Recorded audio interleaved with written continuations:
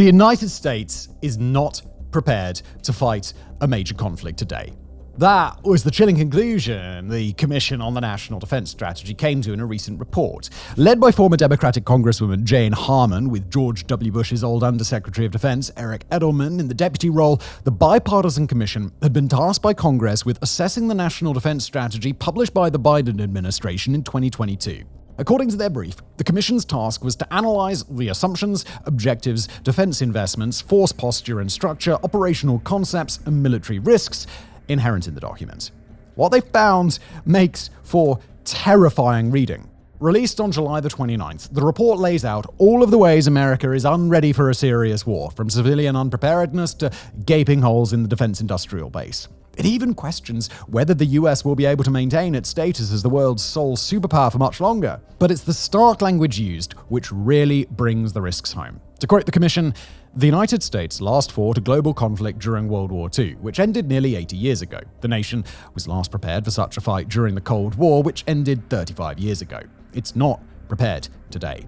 In terms of warnings, it's hard to find a comparable recent report that ends with such a 5-alarm fire. In the weeks since its publication, it's doubtless caused an unbelievable amount of arguments and soul-searching in the Pentagon. Naturally, some of that will be from people who feel this conclusion is overblown. The Economist pointed out that the report landed only shortly after Chairman of the Joint Chiefs of Staff General Charles Q. Brown declared that the US military was the most lethal, most respected combat force in the world. It's a debate that we're not going to take sides on, but we do think that it's important to hear the contents of the Commission on the National Defense Strategy report and then decide for themselves. So, that's why we are making this video, to help get the findings out to people who wouldn't have otherwise had time to read all 114 pages. And while we'll go into more depth in just a second, the crib sheet version of their argument can be summed up as Uncle Sam is less prepared and his adversaries more capable than any of us imagine. Alright, so let's start with the lack of preparedness in America, which can helpfully be broken up into two types: military unreadiness and that among the civilian population. As far as military matters go, the report says that the global situation is the most serious it has been since 1945. Back in 2018, the Commission warned that, quote, "America might struggle to win or perhaps lose a war against China or Russia." In 2024, though, the new Commission suggests that the chances of fighting just one of those adversaries is increasingly remote. Citing the growing military alliance between Beijing, Moscow, Tehran, and Pyongyang, the authors suggest that getting into a conflict with any of the four might draw in the others. In their words, quote, "At minimum, the United States should assume that if it enters a direct conflict involving Russia, China, Iran, or North Korea, that country will benefit from economic and military aid from the others." In a separate section, they note that conflict anywhere could become a multi-theater or global war. As a result, in their view, America needs to be capable of containing China and North Korea, deterring Russia, and countering Iran all at once. Sad to say, the report does not believe the US military is currently capable of such a task. As Foreign Policy has noted, quoting again, "The US military's overall end strength is smaller than it has been in 80 years. Production of munitions, while today rising, is still far below what adversaries can turn out monthly. In March, Voice of America reported that US shell production should hit around 80,000 per month by the end of 2024. That same month, CNN reports that Russia alone produced 250,000 shells. A major reason for these weaknesses is a lack of cash. On paper, US defense spending looks pretty healthy, more than $850 billion in 2023, or equivalent to over 3% of GDP. By comparison, the second highest defense spender in NATO in dollar terms is Great Britain. In 2023, London spent more like $73 billion, a number that is barely a rounding error against America's defense budget. Look at the figures another way, though, and US spending is unhealthily low. During the Cold War, the lowest amount of GDP spent on defense was 4.9% in 1979. For much of that period, it was over 6%. To get a figure lower than the projected 3% that'll be spent in 2025, you need to go back to 1999, when it dropped to 2.9%. The Commission's point is that America today is entering a new Cold War with China while spending like it's still the late 1990s. And that has affected not just preparedness, but also war planning. The Pentagon long maintained a two-war strategy, meaning America should be capable of simultaneously fighting two different wars in different theaters and winning both of them. In 2018, though, the Trump administration ditched the two-war requirement, and the Biden administration didn't bring it back. The Economist sums up the commission's findings this way. The result is that a war in one such theater would stretch America dangerously thin. The assumption of the Trump and Biden administrations, of course, was that the only significant war the US is likely to fight in the near future would be a Western Pacific conflict with China. In that case, the ability to fight in another theater wouldn't be necessary. But if the commission is right, and a US-China war is likely to see Russia and Iran join on Beijing's side, then it suddenly becomes a massive issue. But military preparedness is just one problem the commission identified. The other is an American public that is just not ready for the horrors a serious war would bring. These horrors encompass not only the actual fighting, but also the effects on the economy. The report points out that a Chinese blockade of Taiwan would be severe enough to wipe 5% off global GDP. A full-blown war with Beijing, the authors write, would trigger, quote, a global economic recession from disruptions to supply chains, manufacturing, and trade. America would suddenly be cut off from minerals vital for modern industries to function. On top of that, there could well be massive cyber attacks on critical infrastructure, taking everything from transport to water offline. In short, the report found that a major war would touch the lives of nearly everyone in the country, requiring the sort of daily personal sacrifices just not experienced in decades. And this is before we even get to the deaths. Battles involving corps and divisions are predicted to see up to 15,000 killed, with another 40,000 US soldiers wounded. And these are just single battles. The overall war would likely kill far more American service members. Should the war originate on the Korean Peninsula, for example, some analysts assume Kim Jong-un might open the conflict with surprise nuclear attacks on American bases in the Pacific. Back in 2017, director of the East Asian Non-Proliferation Program, Jeffrey Lewis, wrote in the Washington Post that a doomsday scenario would involve Pyongyang simultaneously striking American bases in South Korea, Japan, and Guam in the hopes of shocking Uncle Sam into backing down by causing mass casualties. While that wouldn't work, such an opening move would kill tens of thousands of Americans before the main fighting even started. A major conflict in the Pacific, then, could potentially kill more Americans than the 58,220 lost in the Vietnam War. Certainly, it would kill more than the 4,492 service members who lost their lives in Iraq. Here's how the Commission's report talks about public preparedness for a serious war. The US public are largely unaware of the dangers the United States faces or the costs required to adequately prepare. They do not appreciate the strength of China and its partnerships or the ramifications to daily life if a conflict were to erupt. And speaking of China, now might be a good time to look at another major aspect of the report, the part that focused not on American readiness, but on the growing strength of major adversaries. The fact that Beijing is undertaking a serious military build-up probably isn't news to most people watching this, but the sheer scale of that build-up just might be. Just this March, Commander Admiral John Aquilino claims that, quote, on a scale not seen since World War II, the PLA's build-up is occurring across land, sea, air, space, cyber, and information domains. It's this massive investment that has gotten the Commission worried. In stark language, the report warns that, quote, China is outpacing the United States and has largely negated the US military advantage in the Western Pacific. To be clear, Beijing, right now, is not capable of matching America across domains. US undersea capabilities, to take just one example, are vastly superior and may continue to be for some time.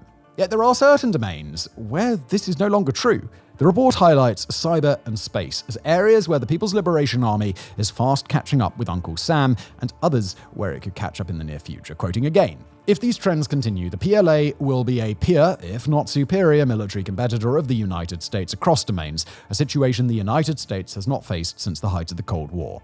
Again, this is an arguable point. If you want to hear the other side of the debate, we released a video back in January digging into the idea that China may be a paper tiger. If you sat at home right now feeling pretty unconvinced by this report, just know that you are not alone, and there's a serious case for suggesting Beijing's strengths have been overestimated. Still, our job today is to get you up to speed with the findings of the Commission on the National Defense Strategy. And the Commission believes that not only is China a bigger worry than we realize, but so's Russia. In the case of Moscow, the danger the Commission sees comes from a combination of massive military spending, serious capabilities in certain domains, and Vladimir Putin's naked ambition. Although the Kremlin's army is currently bogged down in Ukraine, the Russian government is channeling as much as 29% of the federal budget into defense spending. Carnegie Endowment estimates that this is equivalent to 6% of GDP, while the Stockholm International Peace Research Institute puts it at closer to 7%. Either way, it means that Russia will be able to reconstitute its battered army after the fighting stops, perhaps within as few as 5 years. The threat the report sees is Russia ultimately triumphing in Ukraine, then moving its army up to the borders with NATO, forcing the US to allocate forces to Europe that could otherwise be used in the Indo-Pacific. Finally, there are the dual nuclear threats of North Korea and Iran. Following the lead of analysts Robert L. Karlin and Siegfried S. Hechler, the Commission notes that Pyongyang may have already decided to go to war with South Korea in the near future. Regarding the theocracy in Tehran, they write that Iran's military is modernizing with access to advanced aircraft and the largest infantry of ballistic missiles in the Middle East, with improved accuracy, range, and lethality. It also has advanced its nuclear program. In addition to this, the report also sounds the alarm about possible Russian technology transfers to Iran and North Korea in exchange for drones and munitions to use in Ukraine. Elsewhere, we've already seen reporting that Moscow may be giving Pyongyang advanced nuclear tech. The Center for Strategic and International Studies recently wrote that, quote, Kim wants advanced telemetry, nuclear submarine technology, military satellite wares, and advanced intercontinental ballistic missile, ICBM technology, ICBMs with advanced countermeasure technology, overhead reconnaissance capabilities, and nuclear submarines would allow Kim to target the entirety of the United States. Now, for those of you feeling a little bit depressed about the report's conclusions, the good news is that they also have a gigantic section on how to improve things, starting with the diagnosis of what went wrong. And the main conclusion: fiscal austerity and a clown show Congress are putting America in danger. Now, a lot has been made of how Europe reacted to the 2008 financial crisis by embarking on a wave of austerity that gutted its armed forces. What's less well remembered is that the United States did a smaller version of the same thing. During the Obama years, Congress enacted budget caps to slash the national debt. These caps are cited as one of the main reasons the US can no longer fight and win 2 wars at once. In the current era, the 2023 Fiscal Responsibility Act is having a similar effect. To get the act through Congress, defense spending had to again be capped, meaning that it will decline in real terms in 2025 and 2026. What's galling is that the 2018 Commission called for defense spending to grow between 3 and 5% annually. But both the Trump and Biden administrations ignored this recommendation. As a result, it probably shouldn't be a surprise to hear that one of the current Commission's recommendations is for the US to invest heavily in its defense industrial base. Here's how The Economist summed up their plans, quoting, "The Commission urges Congress to revoke existing spending caps, pass a multi-year supplemental budget to beef up the defense industrial base, and open the fiscal taps to put defense on a glide path to support efforts commensurate with the US national effort seen during the Cold War."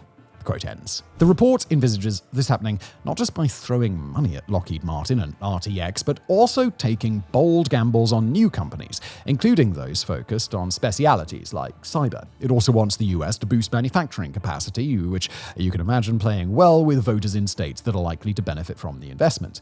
How this will all be funded, though, that's a trickier proposition. Reflecting its bipartisan nature, the report calls for funds to come from a combination of raising taxes and slashing welfare spending. As others have pointed out, that is a recipe that is guaranteed to piss everybody off. Still, it's comforting to know that the Commission doesn't want America to do everything alone. Instead, one of their biggest recommendations is for the US to start partnering more closely with major allies. The thinking here is that the arrival of an axis joining together China, Russia, Iran, and North Korea can't be countered by the USA alone. Therefore, rather than turning inward, America should bolster its alliances to help achieve its goals. In the report's telling, that includes doing stuff like not only working to strengthen NATO, the Commission even thinks Washington should permanently deploy a full armored corps to Europe to deter Russia, but also forge closer bonds with its existing partners. Examples they give include the AUKUS initiative with the UK and Australia, as well as recent moves to strengthen military ties with Japan. Speaking of NATO, the report effectively suggests a quid pro quo. The Pentagon should boost America's presence and capabilities in Europe, but in return, NATO states should start spending more and targeting their spending more effectively. As Foreign Policy summed it up, the Commission said that NATO defense planners should set targets for the military capabilities that US allies in Europe need to have in order to reduce over-reliance on the United States. Of course, getting NATO to spend more has been the windmill presidents have tilted at for decades. It was only last year that over half of NATO states met their spending obligations for the first time, and only this year that over 70% of members crossed the 2% threshold. Still, the threat from Russia all but guarantees that most European NATO states will keep defense spending high in the coming years. Perhaps the more notable conclusion in the report is that the only way the US can free itself up to focus on China is to ensure a Ukrainian victory over Russia. Quoting again, "The only viable course of action is to increase the scale, capability, and freedom to use the material provided to Ukraine so that it can push Russia back." There are other recommendations too, including some more focused on changing the culture in the Pentagon, ditching a culture of risk avoidance, and reforming a Byzantine procurement system to make American defense spending leaner, faster, and more willing to gamble on emerging tech. But the last one we want to highlight is one we've also talked up in the British and Canadian contexts: improving the offer to new military recruits. Right now, the US military is missing recruitment targets, largely due to low unemployment across the nation. While retention is high, unlike in peer nations, the report still suggests improving the offer to those interested in signing up, including by allowing more flexibility and increasing financial incentives. After all, if America does wind up fighting a major war in the near future, it's these recruits who everyone will be relying on to risk their lives to keep the homeland safe. The least the government can do is compensate them well for it. So, those are the highlights of the Commission's report. The whole thing is available to download for free if anyone wants to dig deeper. For our part, though, all we want to say is that while we don't necessarily agree with everything in the report, it is clear that there are potential problems ahead for the US military. Problems that may require citizens to make some hard-nosed sacrifices in the near future. The fact is, for the first time in 3 decades, America has a credible military challenger emerging in the form of China, one that has risen at the exact same time that 3 powerful rogue states, Russia, Iran, and North Korea, are setting out to destabilize the world order. Does that necessarily mean a global war is inevitable in the near future? Absolutely not. We're not yet reliving the summer of 1914 as the great powers of Europe march the world toward catastrophe. But we are living in dangerous times, and that means that even a nation as powerful as America needs to think calmly and clearly about what might come next. The future this report paints is just one possibility, but it's one that we would be foolish to ignore.